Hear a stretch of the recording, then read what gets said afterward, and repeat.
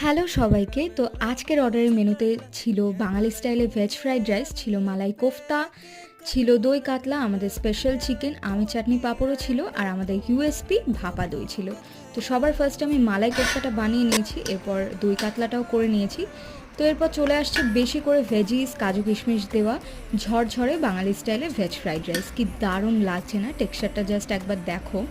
তো এরপর আমি চিকেনটাকে রান্না করে নিয়েছি, চিকেনটা আমার একদম রেডি।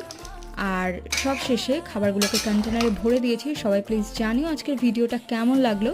ভালো লাগলে একটা like, comment, share and subscribe করে দিও। আর তোমরাও যদি অর্ডার করতে চাও স্ক্রিনে দেওয়া নাম্বারে অবশ্যই কিন্তু যোগাযোগ করতে পারো। আমি টালিগঞ্জে থাকি আর পুরো কলকাতায় ডেলিভারি করে থাকি। দেখা হবে খুব শিগগিরই পরের ভিডিওতে। টাটা।